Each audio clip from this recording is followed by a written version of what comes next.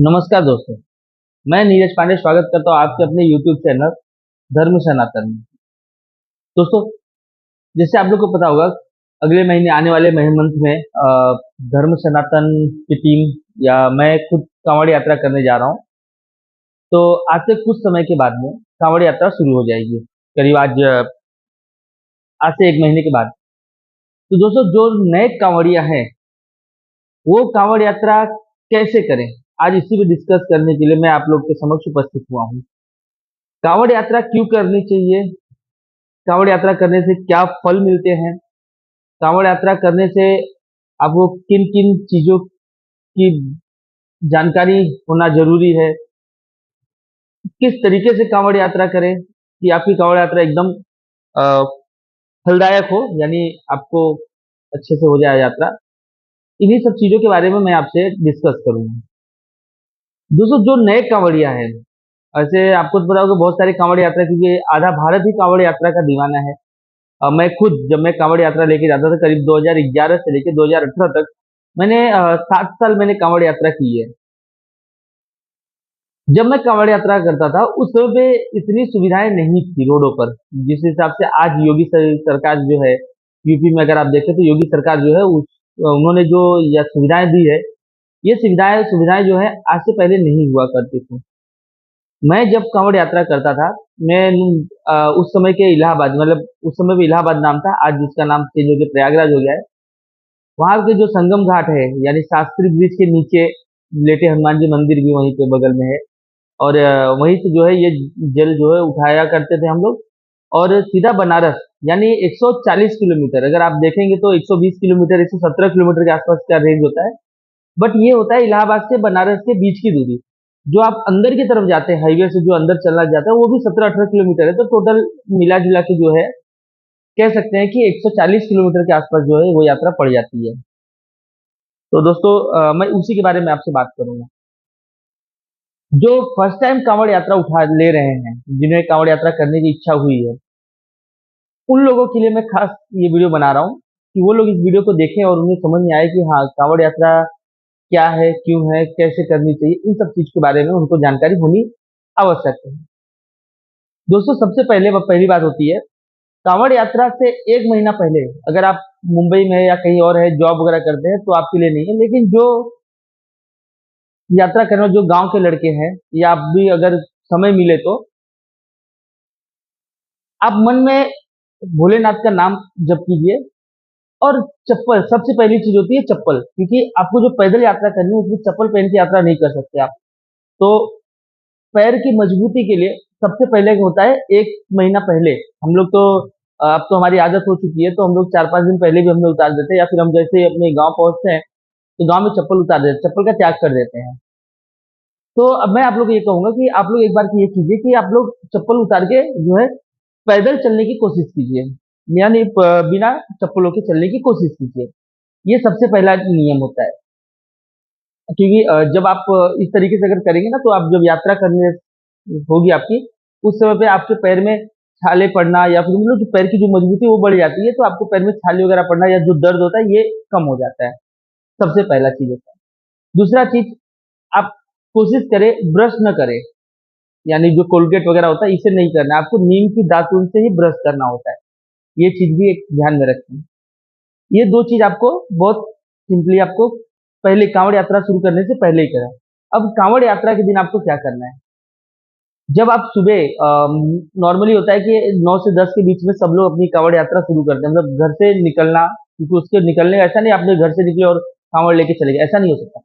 घर से निकलना होता है, सुबह नहा धो के आप तैयार कीजिए अपनी कांवड़ को 1-2 दिन पहले ही, यानी जो बाम्बू की डंडी होती है उसको सजाना जो होता है बोलते हैं उसको, जब उससे सजाया जाता है अलग अलग चुनरी वगैरह से इसको सजाया जाता है, जो हांडी बगल में लटकती होती है बाजू बाजू में, उसे सजाया जाता है। तो ये सब चीज आप पहले से कर लें। दूसरा चीज, जिस दिन आपको घर पे जाना है उससे एक दिन पहले, यानी जिस दिन कांवड़ लेके जाना है उससे एक दिन पहले आप तेल, यानी जैसे राई का तेल वगैरह हो गया, ये सब तेल आपको नहीं खाना है। तड़के दी हुई चीजें, यानी जैसे भाजी हो गई, दाल हो गई, जो तड़का दी जाती है, वो आप तड़का आपको बंद करना है। रोटी, यानी तावे पर की जो रोटी होती है उसे भी आपको नहीं खाना है। ये चीज ये बहुत मायने रखते हैं ये सब चीजें। कढ़ाई में छौंकी हुई चीजें जो होती हैं, ये जो भाजी बनाते हैं उसके पहले छौंक डाले तड़का मार देते हैं, ये सब बंद हो जाएगा। आप आलू, प्याज, मूली, ये तीनों चीज सबसे पहले ये भी बंद करनी होगी आपको। कांवड़ यात्रा का ये नियम है, क्योंकि मैं किया उससे मेरे से मैंने कांवड़ यात्रा की है, तो ये सब चीजें अलग अलग राज्य में अलग अलग चीजें होती है, लेकिन हमारे उत्तर प्रदेश में जो इलाहाबाद से बनारस की यात्रा करते हैं, प्रयागराज से बनारस की यात्रा जो करते हैं, वो ये सब चीजों को अपनाते हैं। दूसरा आपको एक चीज का ध्यान रखना होगा कि दूध का सेवन एकदम ही नहीं, या घी का सेवन आप कर सकते हैं, यात्रा में आप घी का सेवन कर सकते हैं, लेकिन दूध का सेवन नहीं कर सकते हैं। मिर्ची जो होती है ना, हरी मिर्ची, उसे आपको खाना जरूरी है। तो आप अपने खाने के साथ में कच्ची मिर्ची और नमक को थोड़ा सा उस समय बढ़ा लीजिए। इससे क्या होता है कि आपकी शरीर जो हीट होती है, थोड़ी मिर्ची खाने से वो हीट होती है, क्योंकि आप गर्मी में चल रहा है, तो आप कांदा भी खा के अपने बॉडी को हीट कर सकते हैं, लेकिन कांदा नहीं खाया जाता है, क्योंकि मना है वहां पे। अब मिर्ची का सेवन आपको करना है, और ये मिर्ची का सेवन आपको वहीं पे नहीं, पूरे रास्ते में मिर्च का सेवन करना होता है, हरी मिर्च का सेवन। एक ये चीज हो गया। अब ये तो हो गई आपको कांवड़ यात्रा के पहले की चीजें। अब कांवड़ यात्रा जिस दिन आपको लेके चल जानी है, यानी मॉर्निंग में आप निकल रहे हैं अगर समझिए, तो आपको करनी क्या है? सुबह सुबह आपको सो के उठना है, तैयारी हो जाएगी आपकी, नहाना धोना वो सब आप कर लीजिए। इसके बाद में घर के बुजुर्ग जो होंगे, सबसे पहले घर के सबसे बड़े बुजुर्ग का पैर छूना है, और उस समय पे आपको जो भी दान मिले, यानी जो भी कोई भी दे, 2 रुपया, 5 रुपया, 10 रुपया, 100, 200, 500 दे, किसी को मना नहीं करना है, क्योंकि ये आपका गांव है, आपके परिवार के लोग हैं। और घर के सभी के पैर छूने के बाद में जो बड़े हैं, आपको गांव में टहलना है। गांव में जो जैसे भाभी माँ होती है, या दादी होती है, चाची होती है, चाचा होते हैं, बहुत सारे रिलेटिव होते हैं गांव में, उन सबसे मिलना है। और जो कोई भी कुछ भी दे, यानी अगर किसी का पैसे नहीं है, अगर वो घर का थोड़ा सा चावल आपको, सॉरी चावल तो नहीं, आटा जो बोलते हैं, वो अगर दे, तो वो यानी जो भी चीज दे आपको ले लेनी है। बहुत सारे लोग घी देते हैं। हमारे हम लोग जब थे, हम लोग जब करते थे, तो हमारे गांव की एक दादी लगती थी, पर दादी तो नहीं बोल सकते, उनको भाभी बोलते, लेकिन उम्र उनकी बहुत ज्यादा, इसलिए हम लोग दादी को पद में भाभी लगती थी। वो हम लोग को घी देती थी। वो 1 लीटर घी जो है, वो घर का बना हुआ शुद्ध देसी घी जो है, हम लोग को देती थी। पैसे उन्होंने कभी नहीं दिए। लेकिन ये चीज का एक होता था कि यार चलो यार, कब तो घी मिला हुआ है, क्योंकि जब हम लोग यात्रा करते थे ना, घी बहुत महंगा है, 1000 रुपए किलो के आसपास घी है। लेकिन जब यात्रा करते थे, जो घी का जो स्वाद बढ़िया, खाना जो बनाते थे उसमें स्वाद आपको तो पता है होगा नहीं, लेकिन फिर भी मजा आता था वो घी खाने के लिए। इसके बाद में आपको कांवड़ को तैयार करके दरवाजे पे रख देनी है, मतलब घर से थोड़ी सी बाहर, यानी जैसे नीम का झाड़ हो, कोई झाड़ हो, वहां पे उसको रख देना है। फिर आप गांव के पास का जो सबसे मंदिर होगा, शंकर जी का मंदिर होना, या फिर गांव देवी का मंदिर होना, जो भी मंदिर हो, आप उस मंदिर में जाएं, दर्शन करें। उनसे एक ही इच्छा करें कि मेरी यात्रा फलदायक हो और अच्छी तरीके से संपन्न हो जाए। ये आपको गांव के मंदिर में, गांव के जो हरसु जो बाबा होते हैं, यानी डी बाबा बरम बाबा बोला जाता है हमारे यहाँ पे, जैसे मतलब कहे ना कि बरम बाबा भी बोलते हैं, जैसे महाराष्ट्र में उसको बागोबा मंदिर बोलते हैं, बागोबा बाबा। तो ऐसे ही गांव होते हैं, बरम बाबा होते हैं। बरम बाबा, चौरा माई और डी बाबा, ये 3 चीज होते हैं अक्सर हमारे हमारे भदोही जिला के आसपास में, ऐसा होता है। तो आपको बरम बाबा, डी बाबा और गांव की जो देवी होगी, इनको जो है पहुंचना है। शंकर जी का मंदिर है, तो वहां पे आपको एक गांजा जो होता है, देखिए गांजा उस समय प्रसाद के रूप में होता है, नशे के रूप में नहीं होता, या हानिकारक चीजों में नहीं गिना जाता है, लेकिन उसे पीना नहीं है आपको। एक चीलम ले, उसके अंदर गांजा भरे, वहां पे ले जाके शंकर जी के मंदिर को उसे जला दें। दूसरा, डी बाबा को भी यही होता है और बरम बाबा को भी यही होता है, लेकिन चौरा माता जो होती है, जो गांव की देवी होती है, उनको धार दिया जाता है। इन तीनों जन को मनाने के बाद में आप अपने घर पे आए, जो भी है घर पे खाना पीना जो भी आपके लिए बना है वो खाना खाएं। और फिर जब आप बाहर निकले, तो आपको याद रखना है कि घर पीछे मुड़ के नहीं देखना है घर की तरफ में।